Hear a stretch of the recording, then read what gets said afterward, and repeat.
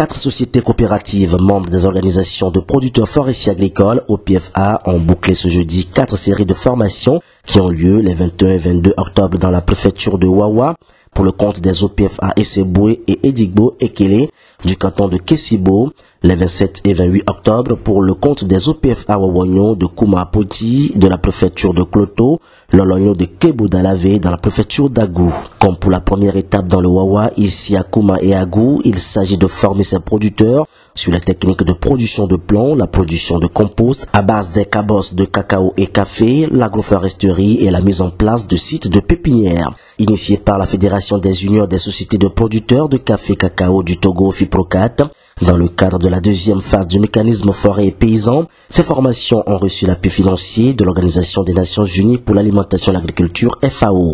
L'objectif est de renforcer les capacités de ces agriculteurs sur les techniques de production et de valorisation du compostage à base des coques de cabosse, de cacaoyers et caféiers ou toute matière organique, de les outiller aux techniques de mise en place et de conduite de pépinière. Pour les formateurs, avec ces formations, les producteurs et productrices vont valoriser tous les produits issus de la production du café et du cacao. Suivant respectivement Joseph Niakbo, formateur en mise en place de pépinière, et Claude Aziabou, formateur en biofertilisant et compostage. Dans cette séquence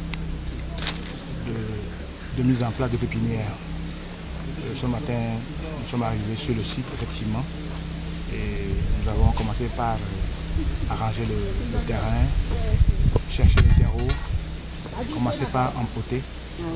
Et entre-temps, nous avons fait la levée de dormance des 4 semences que nous avons amenées.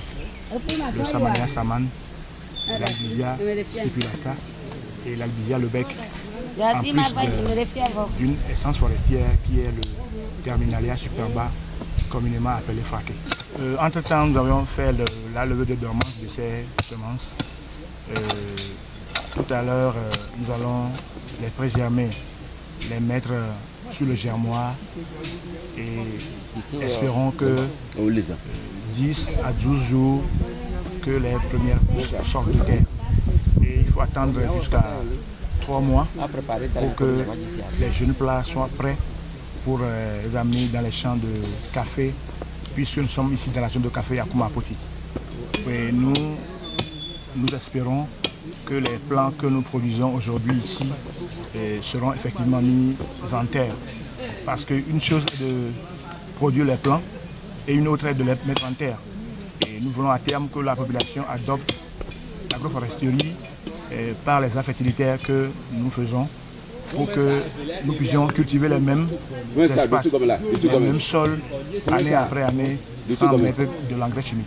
Aujourd'hui, nous sommes ici à Agou pour former les producteurs de l'Olonyo sur le compostage.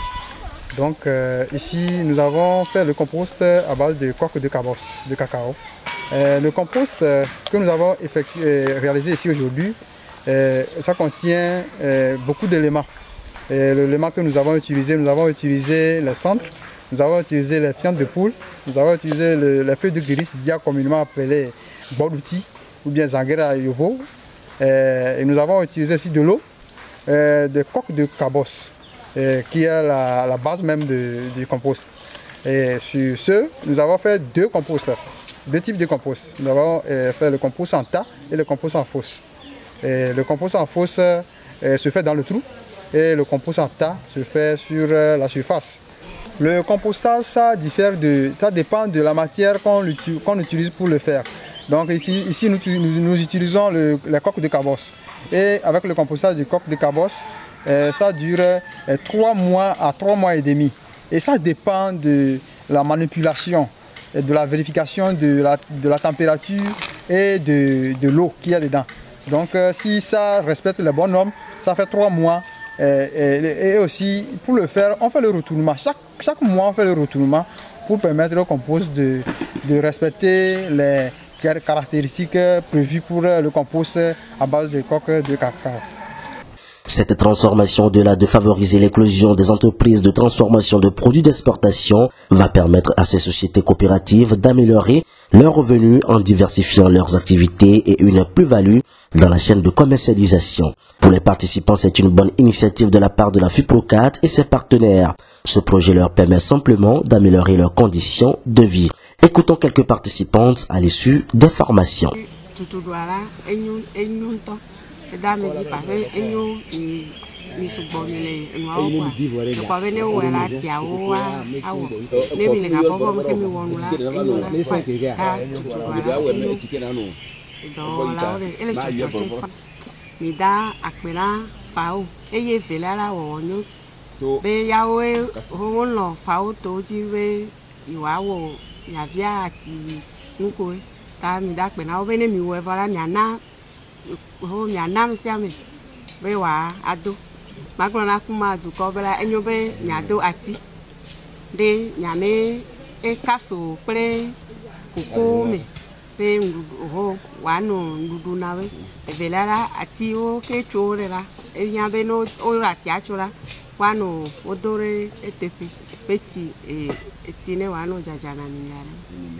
Aduwa egbea ofiami yomi ko wenye kokolomi eti babako do ple kokochru yo fiami nya koko we bi ga dakpena habobo he fiami nua ego me yebe nuala enana mi be mia yinko nsiamu enana mi rendement nyuto mi be ko evoluer nyama nkeke me ta bi dakpena FIPROCAT pe fao le nuit wana mi lata mi la pe de non kakalo. Au Togo, le projet Mécanisme Forêt et Paysans 3F a été lancé le 12 avril 2019 et la FIPROCAT a été identifiée dans la zone café-cacao comme le partenaire de mise en œuvre pour accompagner les organisations de producteurs forestiers agricoles au PFA.